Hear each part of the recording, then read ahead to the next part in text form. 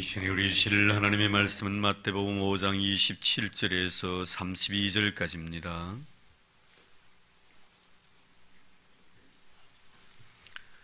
마태복음 5장 27절에서 32절까지의 말씀 제가 봉독해 드리겠습니다. 또 간음하지 말라 했다는 것을 너희가 들었으나 나는 너희에게 이르노니 업력을 품고 여자를 보는 자마다 마음에 이미 간음하였느니라. 만일 내 오른눈이 너로 실족하게 하거든 빼어내버리라. 내 백체 중 하나가 없어지고 온 몸이 지옥에 던져지지 않는 것이 유익하며, 또한 만일 내 오른손이 너로 실족하게 하거든 찍어내버리라. 내 백체 중 하나가 없어지고 온 몸이 지옥에 던져지지 않는 것이 유익하니라. 또 일러스되 누구니 아내를 버리려거든 이혼 증서를 줄 것이라 했으나 나는 너희에게 이르노니 누구든지 엄행한 이유 없이 아내를 버리면 이는 그로 간음하게 하며, 또 누구든지 버림받은 여자에게 장가드는 자도 간음함이니라. 아멘.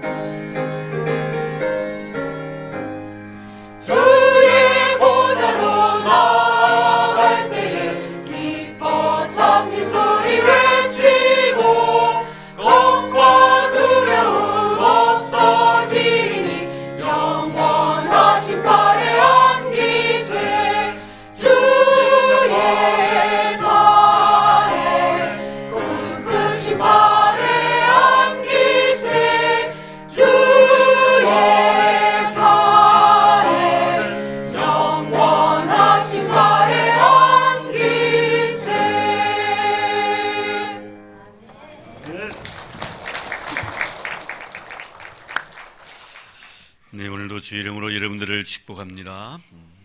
어느 시골 할머니께서 독립기념관에 이렇게 나들이를 하게 되었습니다.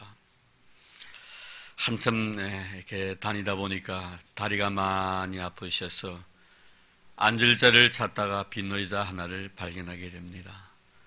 그래서 그 빈 의자에 몸을 기대고 앉았는데 한참 앉아 있으니까 한 경비원이 할머니 곁으로 가까이 다가오시더니 하시는 말씀이, 할머니, 그 의자에 앉으면 안 됩니다. 그 의자는 김구 선생님께서 앉은 의자입니다. 라고 말을 했습니다. 그래도 할머니는 그 말에 전혀 대꾸도 하지 않고 그대로 쭉 앉아 있습니다. 일어날 생각도 하지 않습니다. 그래서 경비원은 다시 애원하는 마음으로 다가가서 할머니에게, 할머니, 거기 앉으시면 안 됩니다. 거기 빨리 일어나세요. 라고 이렇게 다시 한번 간청을 했더니 할머니가 화를 버럭 내면서 하는 말이, 야, 이 양반아, 임자 오면 비켜주면 될 거 아니냐고. 무지간한 결과이지요. 우리가 알지 못한다는 것이 이렇게 어찌 보면 참 위험스러운 그런 일이 될 수가 있습니다. 물론 이것은 그 할머니가 나중에 깨달으면 됩니다. 그러나 우리가 진리의 말씀이란 것은 그때그때 깨닫지 못하면 나중에 가서는 아무리 내가 바로 알고 깨달아도 그때는 이미 늦게 된다는 것입니다. 문이 닫히고 난 뒤에는 아무리 문을 두드리면서 열어달라고 요청해도 열어주지 않는다는 것입니다. 그리고 우리는 진리는 그때그때 깨달아야 되고 또 바로 알고 또 바로 가르쳐 줘야 합니다. 오늘 여전히 주님께서는 말씀을 통하여 지난 시간에 이어서 또 간음하지 말라 하였다는 것을 너희가 들었으나 누구에게 들었다는 것입니까? 가르치는 자에게, 누군가 하나님의 말씀을 가르치는 자에게 너희들이 들었다. 근데 분명히 가르치는 자도 잘못 가르쳤고 듣는 너희들도 잘못 들었다. 그러니 바로 가르치고 바로 들어야만이 그것이 진리가 되고 그것이 생명이 된다는 말씀입니다. 너희가 들었으나, 분명히 과거에 많은 사람들이 하나님의 거룩한 말씀을 가르쳐 주었지만 말씀에 대한 근본 뜻을, 의미를 이해하지 못하고 그들에게 가르쳐 주었다는 것입니다. 내용의 의미를 알지 못하고 그들의 형식으로 하나님의 거룩한 말씀을 평가했던 그들의 모습을 지금 지적하고 있는 것이 오늘 말씀입니다. 오늘 말씀을 통해서 많은 사람들은, 그 당시 가르쳤던 사람들은 자기가 생각을 어떻게 하든지 간에 행동만 남에게 저촉되지 아니하면은 하나님의 거룩한 말씀대로 살아왔다라고 생각했었습니다. 그리고 그렇게 가르쳐왔고 그렇게 배운 사람들도 그렇게 살아왔다는 것입니다. 내 마음에 어떤 마음을 가졌든지 간에 행동만 나쁘지 아니하면 되지 않느냐. 내가 아무리 악한 생각을 가지고 있다 할지라도 그 악한 생각을 행동을 통하여 표현하지 아니하면 되지 않느냐. 이렇게 그들은 생각했다는 것입니다.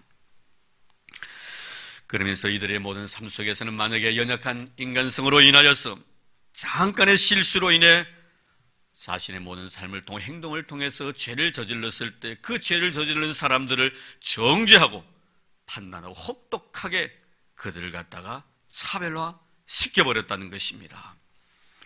그러나 예수님은 이들의 모든 행위와 윗선에 대해서 적나라하게 파헤치시면서 오늘 말씀 간음에 대해서 우리 하나님께서 분명하게 정의를 내리고 계십니다. 오늘 말씀은 즉 외식으로 행동으로 드러난 것이 뿐만 아니라 속에 감추어져 있는 것도 동일한 의미로서 받아들여야 된다. 이렇게 주님은 우리에게 가르치십니다. 이런 예수님의 가르치심 속에서 우리는 두 가지 의미를 발견하게 되는데요. 먼저 우리가 생각해 볼 것은 예수님은 항상 행위와 어떠한 동기 자체를 똑같이 여기라고 가르치십니다. 우리의 행위와 우리의 동기를 항상 동일선상에 놓고 이해를 하라는 것입니다. 즉 마음속에 들어온 생각과 감정을 갖는데도 그 모든 것들도 참으로 나쁘지만 그것을 숨기고 겉으로는 거룩한 체 하는 것, 겉으로는 전혀 의로운 척하는, 겉으로 나는 아무런 잘못이 없는 것처럼 행동하는 이런 모든 것은 오히려 더 나쁘다라고 우리 주님께서는 지적하고 계십니다. 이처럼 예수님의 죄에 대한 관점은 언제나 내면적인 것이 있습니다. 어떤 결과보다는 동기를 더 중요시하고 있다는 사실을 항상 강조하고 있습니다. 인간의 내면적 동기를 더 중요시하는 두 가지 예를 우린 예수님의 사건 속에서 발견하게 되는데요. 먼저 하나 이런 게 소개해드리고 싶은 것은 요한복음 4장에 다 나타나는 바로 수가성 여인에 대한 이야기입니다. 이 수가성 여인, 남편 5이나 두었던 여인이고 지금도 남편을 두고 살아가지만 그 남편과 언제 이별할지 모르는 이런 삶을 살아가는 여인입니다. 이 여인은 많은 이웃들에게 경멸의 대상이었습니다. 많은 사람들이 그 여인을 가까이 하려고 하지 않았습니다. 도덕적으로 수한 여인이라고 낙인을 찍어버렸기 때문입니다. 그래서 공동체에서 완전히 수혜를 당했습니다. 여자들의 삶 속에 그 거룩 속에 들어가지도 못했습니다. 심지어 물 한 통이도 마음 놓고 기를 수 없는 그런 운명에 처한 여인이었습니다. 이 여인은 목마름을 채우기 위해서 물을 기르러 가더라도 사람들이 오지 않는 대낮에 12시 정오에 햇빛이 쨍쨍 내릴 때는 그런 무더위를 무릅쓰고 물을 기르러 가야만 했었습니다. 그래야만이 사람들의 눈을 피할 수가 있었기 때문이었지요. 그날도 물을 뜨기 위해서 대낮에 야곱의 우물터에 물을 길고 있었습니다. 그런데 우리 주님께서 이 여자를 찾아가셨다는 것입니다. 다른 사람에게 간 것이 아니라 이 여인에게 주님은 찾아가셨습니다. 왜 주님께서 이 여인을 찾아가셨는가? 그것은 이미 주님께서 이 여자의 마음의 중심을 읽고 계셨기 때문입니다. 여인은 한없이 마음속에 영혼의 가난함을 가지고 있었습니다. 무엇인가 사모하는 영혼을 가지고 있었습니다. 물론 사마리아 여인이었습니다. 이 여인도 여전히 메시아에 대한 기대 사상을 가지고 있었습니다. 차라리 이렇게 살 바에야 빨리 예수님이 재림하셔서 누군가 메시아가 오셔서 나의 모든 이 아픈 상처를 만져주셨으면, 내 마음의 심정을 헤아려 주셨으면, 이 세상의 모든 사람들은 나의 마음을 이해해 주지 못하지만 그분은 분명히 내 마음을 헤아려 주실 수 있을 것이야 라는 그런 기대함을 가지고 그는 물을 길고 있었을 것이고 가정생활을 영위해 나갔을 것입니다. 그렇죠. 물론 자신이 원해서도 그런 인생을 살아갈 수 있었겠지만 어찌면 자신의 운명이기 때문에 그렇게 살아갈 수밖에 없었던 그런 처지였습니다. 주님은 이 여자의 마음을 헤아렸기 때문에 이 여인에게 다가가셔서 여자에게 물을 한 잔 달라고 요청까지 합니다. 이 여자는 깜짝 놀라서 어찌하여 유대인인 남자인 당신이 사마리아 여자인 나에게, 개와 같이 돼지와 같이 취급받는 나에게 와서 물을 달라고 요청하십니까? 내가 당신에게 물을 달라고 하는 내가 누구인지 당신이 알았더라면 내가 당신에게 물을 달라고 요구하기 이전에 당신이 나에게 먼저 물을 요구했을 것입니다. 주고받는 속에 이 여인은 예수님이라는 사실을 깨달아 예수님이 바로 메시아라는 사실을 알게 됩니다. 그렇습니다, 여러분. 왜 예수님께서 이 죄 많은 여인에게 다가가셨습니까? 그것은 바로 그의 행동을 보기 이전에 그의 내면의 세계를 주님은 들여다보고 계셨기 때문입니다.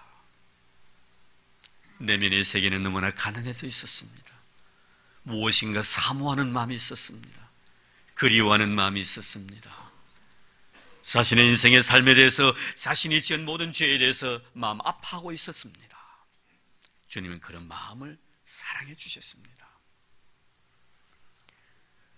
나타나는 어떤 현상보다 마음속에 감춰져 있는 그대의 내면의 세계를 주님께서 들여다보고 계셨습니다. 주님은 어떤 결과 이전에 그 내면의 세계를 더 중요시 하시는 분이란 것을 본문을 통해서 깨닫게 됩니다. 또 하나의 더 사건을 말씀을 드릴까요? 여전히 요한복음입니다만 요한복음 8장에 나타나 있는 현장에서 가늠하다 잡힌 여인에 대한 이야기입니다. 많은 사람이 이 여자의 행한 행동을 보고 돌을 들어서 죽이려고 합니다. 근데 예수님께서 이 사건에서 어떻게 대응하시는가? 물론 여자가 현장에서 가늠하다가 잡혀서 돌에 맞아 죽게 될 수밖에 없는 이것은 그가 지은 죄에 대한 분명한 심판일 것입니다. 예수님이 이 여인을 찾아가셨던 것은 결코, 이 여인을 만나신 것은 결코 이 여인의 죄를 옹호하기 위함은 결코 아닙니다. 여인의 내면의 세계에 주님은 이미 그 세계를 지금 들여다보고 계셨던 것입니다. 이미 여인은 자신이 지은 죄로 인하여 마음 아파하고 있습니다. 괴로워하고 있습니다. 그리고 나는 당연히 이 죄로 인하여 죽어 마땅한 존재라고 인정하고 있었습니다. 누가 나에게 돌을 던진다 할지라도 왜 당신은 나에게 돌을 던지느냐고 말할 자격도 나는 갖고 있지 않다라고 생각하고 있었던 여인입니다. 그런데 이 여인을 향해서 돌을 들은 군중들의 모습을 바라보십시오. 자신들은 이 여인이 저지른 죄와는 아무런 관련이 없는 자인 것처럼 행동하고 있습니다. 다 하나님 앞에 어인도 없이 다 죄인임에도 불구하고 어인처럼 행동하고 있는 이들의 모습을 보게 됩니다. 주님은 자신이 지은 죄로 인해서 마음 아파하고 있는 여인에게 다가가셔서 당신을 정죄하던 자들이 어디 있느냐고 묻습니다. 이때 여자는 말합니다. 아무도 없습니다. 그래, 나도 당신을 정죄하지 않겠노라고 다시는 가서 죄를 짓지 말라고 말씀합니다. 주님이 여인에 대해서 관심을 가진 이유는 무엇입니까? 그가 저질렀던 죄의 어떤 결과 때문이 아닙니다. 죄를 짓고 난 뒤에 그 마음의 내면의 세계를 지금 주님께 들여다보고 계시는 것입니다. 그 죄로 인하여 마음 아파하고 괴로워하며 눈물 짓고 있는, 당연히 나는 이 죄로 인하여 죽음 마땅한 존재라고 인정하고 있는 이 여인의 내면의 세계를 주님은 지금 들여다보고 있는 것입니다. 이런 여인에게, 이런 사람에게, 자신의 죄에 대해서 마음 아파하고 괴로워하고 눈물 짓는 이런 사람에게 하나님은 은혜를 베푸시고 그에게 은총을 허락해 주시는 것입니다. 사랑하는 성도 여러분, 저는 이 시간에 여러분들에게 하나님의 이런 은혜가 임하기를 주의 이름으로 축복합니다. 나는 아무런 죄를 지은 것이 없기 때문에 죄를 지은 자를 정죄하는 자에게는 은혜가 없습니다. 죄인이면서도 의인인 채 하는 자에게는 결코 은혜를 허락하지 않습니다. 나의 연약함으로 인하여 지은 죄로 인하여 마음 아파하고 눈물 짓는 자들에게는 한없이 은혜를 베푸시기를 원하시는 우리 주님의 모습을 여기서 보게 됩니다. 그러나 여러분, 마태복음 23장 말씀을 보십시오. 마음속에는 탐심과 더러움과 욕망이 가득 차 있으면서 겉으로 어려운 채 깨끗한 채 하던 바리새인들을 향하여 화 있을진저라고 7번이나 진노하십니다. 여기서 화 있을진저라고 말씀하신 것은 저주를 받을 자들아, 이런 뜻입니다. 속에는 더러움과 추함으로 가득 차 있으면서 겉으로는 깨끗한 채 했던 이런 바리새인들, 나는 저 세례와 같이 아니함을 감사합니다라고, 내가 믿는 하나님과 당신이 믿는 하나님과는 다르다고 생각했던 이런 어리석은 자들, 스스로 의인인 채 했던 이 바리새인들을 철저하게 하나님께서는 심판해버렸습니다. 사랑하는 성도 여러분, 여러분 정말 하나님을 사랑하고 계십니까? 혹시 습관으로 예수 그리스도를 사랑하고 있다고 말하고 있지는 않습니까? 겉으로 드러나는 종교적인 열심 때문에 마치 내가 하나님을 잘 섬기고 있다고 착각하고 있지는 않는지, 정말 여러분의 마음속에 자그마한 두 랩돈을 하나님 앞에 바치면서 이것밖에 드리지 못한 안타까움과 아심 때문에 눈물 흘렸던 그런 여인의 마음을 오늘로 이 시간에 우리가 가지고 주님 앞에 예배하고 있는지, 정말 세리처럼 얼굴을 들을지 못하고 두 무릎 사이에 다 파묻고 나는 죄인으로서이다, 나를 불쌍히 여겨달라는 이런 간절한 주님 앞에 죄인됨의 실존을 고백하는 그런 심정으로 우리가 이 시간에 하나님 앞에 예배를 드리고 있는지, 나는 은혜 받을 만한 아무런 자격이 없는 자라는 사실을 인정하고 이 자리에 나와서 예배하는 이런 아름다운 마음을 우리의 마음속에 간직해야 될 것입니다. 잊지 마시기 바랍니다. 우리 주님은 오늘도 우리의 마음을 보고 계십니다. 우리 주님은 교만에 가득 찬 비열한 웃음보다는 겸손한 영혼의 눈물을 우리 하나님 그 얼굴에서 보시기를 원하고 계신다는 것을 잊지 마시기를 바랍니다. 이처럼 우리 주님은 어떠한 결과보다는 동기를 더 중요시 여기셨습니다. 여인들이 저질렀던 그 죄보다 그 죄로 인하여 마음 아파하는 그 마음을 더 귀하게 보신 우리 주님이십니다. 예나 지금이나 우리 주님은 간음을 금하십니다. 하느님께서는 가정의 신선함을 위해서 간음을 하지 말라고 말씀합니다. 근데 여기서 우리가 기억해야 할 것은 주님께서는 우리에게 주신 성욕 자체를 금하신 것은 결코 아닙니다. 하나님 우리 주신 성욕은 아름다운 것입니다.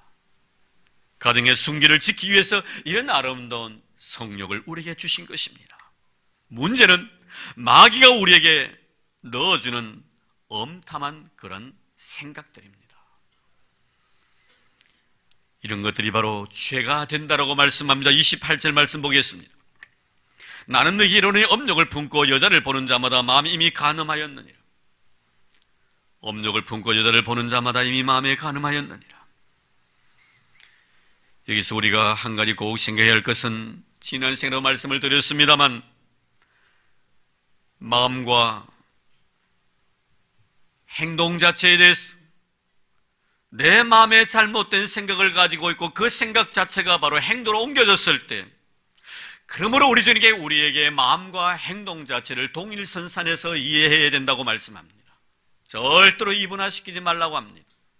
하지만 우리가 여기서 내 마음으로 지은 죄와 행동을 통해서 지은 죄를 꼭 같은 의미에서 생각을 해서도 안 된다는 거예요.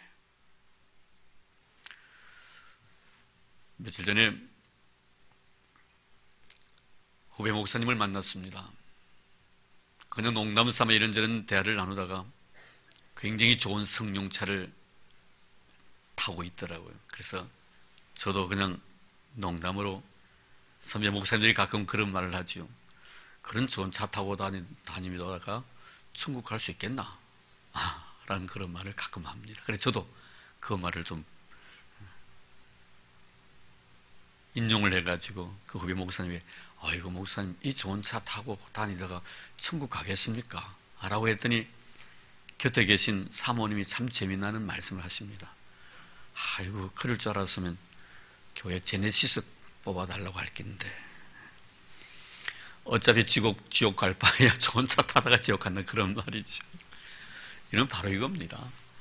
우리가 행동과 어떤 마음 자세를 갖다가 동일한 개념으로 우리가 내 마음으로 잘못한 죄를 지었으면 마치 그것이 행동을 통해 지은 죄인 것처럼 마음 아파는 해야 되겠지만, 내가 마음으로 지은 죄와 행동을 통해서 지은 죄를 똑같은 의미에 생각하면 안 된다는 거예요.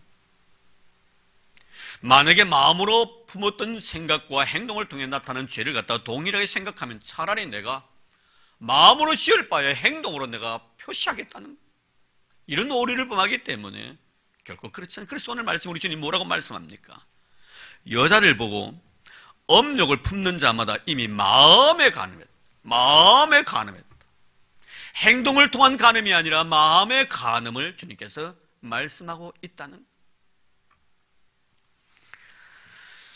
종돌이 28절을 자세히 설명해 보면 여기서 여자를 보는 자마다 마음에 이미 간음했다. 여기서 본다 하는 단어인데요, 이는 현재 진행형이에요. 그냥 호기심에서 한번 보고 끝나는 것이 아니라 그것에 굉장히 시선을 집중시키는 것을 말합니다. 오래 마음을 두는 것을 말하는 것입니다. 계속 주시해서 그것을 보고 있다, 이런 뜻이에요. 계속해서 볼 때 내 마음을 통하여 죄를 짓게 되고 그 죄가 결국 행동으로 나타난다는. 그래서 어느 신학자는 그런 말을 했죠. 우리 머리 위에 새가 날아가는 것을 우리가 어떻게 하겠냐고. 그러나 그 새가 내 머리에 앉아가지고 둥지를 틀게 해서는 안 된다.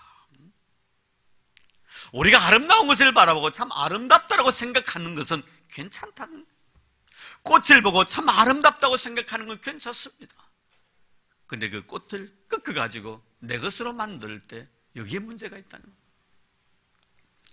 머리로 새가 지나가는 것을 내가 어떻게 하겠나? 그러나 그 새가 내 머리에 앉아서 둥지를 틀 때까지 내가 그 새를 쫓아내지 않는다는 것은 하나님 앞에 죄를 짓는 것이다, 이 말씀이에요. 사랑하는 성도 여러분, 하나님이 원하시지 아니한 것에 대해서 우리가 너무 시선을 오래 빼앗겨서는 안 됩니다. 선악과가 그랬습니다. 결국 다윗도 바세바에 대해서 너무 시선을 오래 멈추었습니다. 삼손도 보아스나 낼 것에 대해서 너무 오래 시선을 두었습니다. 결국 여러분, 삼손이 그 두 눈이 뽑힙니다. 29절 말씀 볼까요? 만일 내 오른눈이 너를 실족하게 하거든 빼어내버리라. 내 백제 중 하나가 없어지고 온몸이 지옥에 던져지지 않는 것이 유익하며. 여러분 보시면 삼손이 너무 오랫동안 그것의 시선을 빼앗겼기 때문에 그는 두 눈이 뽑히고 마지막에 얼마나 비운의 스타가 돼버립니까? 차라리 이럴 줄 알았으면 내 눈을 한쪽 더 뽑아버리는 것이 더 나았겠다 하는 생각을 왜 가지지 않겠단 말이에요. 어느 목사님의 그 신앙 간증을 보니까 이런 글이 있었어요. 이분이 미국에서 어느 교회에서 초청을 내서 부흥 집회를 인도하게 되었습니다. 말씀을 전하고 나니까 한 집사님이 자기 가정에 와서 신방을 좀 해달라고 하면서 융숭한 대접을 해주시더래요. 근데 그 집사님이 아주 중소기업을 경영하시는, 미국에서 중소기업을 경영하시는 아주 부한 사람이었대요. 그리고 융숭한 대접을 받고 난 뒤에 이 집사님이 목사님에게 간증을 하면서 자기는 젊었을 때 굉장히 부잣집에 태어났대요. 그래 너무 이 방탕한 길로 걸어가다가 참 볼 것 못 볼 것 너무 많이 봤다는, 너무 악한 짓을 많이 했다는. 그러다가 나중에 이제 예수를 믿고 이제 진실한 믿음의 사람이 되었는데, 지금은 나이가 들어가지고 공경을 경영해 나가지만 당뇨를 통해서 지금 두 눈이 실명 위기에 놓여 있다는. 그래서 목사님이 기도를 부탁하기 위해서 목사를 그 가정에 청빙한. 그래서 이번에 이 집사님의 마지막 고백이 바로 이런 겁니다. 목사님, 제가 젊었을 때 너무 보아서는 안 될 것들을 너무 많이 보아가지고 아마 하나님께서 저에게 이제 이렇게 징계하시는 것 같습니다. 저는 이제 하루하루를 참회하는 마음으로 살아가고 있습니다. 저는 아마 얼마 되지 아니에 이제 눈이 멀게 되겠지요. 그러나 그것도 제가 그대로 받아들일 생각입니다 라고 고백하더라는 겁니다. 그래서요, 하나님께서 그 일 때문에 당뇨병이 걸려서 실명위기에 처했는지 모르지만 이 사람의 개인의 신앙 고백이에요. 내가 젊었을 때 너무 보아서는 안 될 것들을 너무 많이 보았어. 이제 하나님이 나이 들어서 내 눈을 실명케 만들어. 지금 예수님 말씀하십니다. 어찌 보면은 단호하게 결단하라는 것이죠. 차라리 내 눈을 통하여서 범죄해서 그 범죄함으로 인해서 네가 지옥에 들어갈 바에야 내 눈을 한쪽 빼버리는 그런 고통을 감수할 정도로 결단하라. 물론 이것은 문자적으로 해석하라는 의미는 아닙니다. 내가 눈을 통해 범죄했을 때, 내 손을 통해서 범죄했을 때 한 손을 찍어버리는 한 그런 고통을 느낄 수 있는 그런 결단을 하라. 사랑하는 성도 여러분, 우리는 알아야 합니다. 죄를 짓고 난 뒤에 그 죄에 대해서 마음 아파할 수 있는 이런 믿음의 사람이 되어야 합니다. 내가 죄를 짓고 난 뒤에도 내 마음속에 조금도 양심의 가책을 느끼지 않는다면 이것은 성령이 내 마음에 거하지 않는다는 증거입니다. 내가 크리스찬이 아니라는 증거입니다. 크리스찬은 성령이 내 마음에 임하는 자입니다. 성령은 내 마음속에 들어와서 나의 죄를 지적해주고 그 죄를 회개하게 하는 영이 바로 성령님이십니다. 그러므로 우리는 항상 마음속에 성령님을 요청해야 합니다. 죄가 내 마음속에 들어와서 자리하지 못하도록. 그럴 때 우리의 마음속에 있는 모든 죄들을 성령님은 깨끗하게 소멸시켜 주실 줄로 믿습니다. 그럴 때 우리는 처음 창조하신 아담과 이브의 모습으로 우리는 바뀌어가게 될 것입니다. 이제 저는 말씀을 맺으면서 여러분에게 순결한 삶을 위하여 몇 가지를 제안해드리고 싶습니다. 먼저 우리는 여러분의 육신을 잘 관리하시기를 바랍니다. 여러분의 육신은 성령이 거하시는 거룩한 전이기 때문입니다. 하나님의 영이 거하시는 거룩한 성령의 전이기 때문에 우리 육신을 거룩하게 잘 관리해야 합니다. 정욕을 위해서 육신의 일을 절대로 도모하지 마십시오. 여러분의 육신이 하나님의 선한 도구로 쓰임받기 위해서 우리는 하나님 앞에 기도해야 할 것입니다. 로마서 8장 13절을 기억하십시오. 너희가 육신대로 살면 반드시 죽으리. 육신대로 살면 반드시 죽. 그러나 영으로서 몸의 행실을 죽이면 살리라. 그러므로 여러분의 육신을 잘 관리하기를 바랍니다. 내 자신의 정욕을 위하여 육신의 일을 도모하지 마십시오. 그리고 두 번째는 에베소 5장 3절의 말씀을 기억하시길 바랍니다. 음행과 온갖 더러운 것과 탐욕은 너희 중에서 그 이름이라도 부르지 말라. 이는 성도의 마땅한 반이라. 음행과 온갖 더러운 것과 탐욕, 그 이름도 부르지 말라고 했습니다. 나쁜 사진이나 음란물 차단하십시오. 그게 우리의 마음을 빼앗겨서는 안 됩니다. 이것 보면서 내가 죄를 짓지 않겠다고 막연한 기대하지 마십시오. 그리고 만약 죄를 짓기 쉬운 직업을 가지고 있다면 우리는 그 직업을 바꿔야 합니다. 참 중요합니다. 그래서 우리 성도들은 자녀들을 위해서 기도할 때도요, 하나님을 잘 섬길 수 있는 그런 직장과 그런 직업을 달라고 기도해 주셔야 됩니다. 언젠가는 제가 저와 굉장히 가까이 있던 한 친구에 대한 이야기를 드린 적이 있습니다. 제가 진해 있을 때 학생회 연합회, 옛날 울산에도 많이 있었을 겁니다. 그때는 학생회 연합회 활동이 참 활발하게 진행이 되어졌습니다. 제가 총무를 맡았고 김모 친구는 회장을 맡았습니다. 이 친구는 참 달란트도 많은 친구였습니다. 머리도 참 좋았으면 영리했습니다. 공부도 잘했습니다. 이 악기를 너무너무 잘 다뤘어요. 참 부러웠습니다. 어떻게 저 친구는 저렇게 달란트가 많을까? 음악을 좀 못하더니 공부를 내보다 좀 못하면 좋겠고, 공부도 내보다 잘하고 음악도 내보다 잘하니 모든 것이 나보다 월등하게 나아요. 참 부러웠습니다. 너무너무 악기를 잘 다뤘는데 학교에서도 이 군악대가 있어요. 그 뭐랍니까? 군악대면 밴드부가 있었는데 그게 한 1년이었습니다. 충남대 들어가가지고 중퇴하고요. 이 나팔을 너무, 이 색스폰을 너무 잘 다루었는데 결국에는 이 술집에 가가지고 이 노래를 부르면서 수입을 벌어들였습니다. 같이 연합회 활동하던 친구와 결혼을 했습니다. 많은 세월이 흘렀습니다. 저는 그동안 그 친구를 가마득하게 잊어버렸습니다. 그는 30년이 지나고 난 뒤에 그 친구를 만나게 되었습니다. 서울에서 술집을 하고 있었습니다. 지하실에 큰 홀을 빌려놓고 무대가 있고 그 무대에서 자기가 색선을 풀고요, 술을 팔고 있었습니다. 옛 생각이 나가지고 그의 아내가 제 또 같은 친구입니다. 아내가 교회를 나갔습니다. 교회 나가고 난 뒤 등록을 하고 목사님이 그 가정에 신방을 했습니다. 술집을 경영하고 있었습니다. 목사님께서 그렇게 고민하셨습니다. 술집을 청산하십시오. 당신이 정녕 예수를 잘 섬기려면, 천국 가려면 당신의 직업을 바꾸십시오. 그 다음 주부터 교회를 안 나갔습니다. 그 후에 저를 만났습니다. 저에게 묻습니다. 너 같으면 와가지고 나에게 어떻게 말하겠느냐? 나는 이거 없이는 살 수 없다는 거.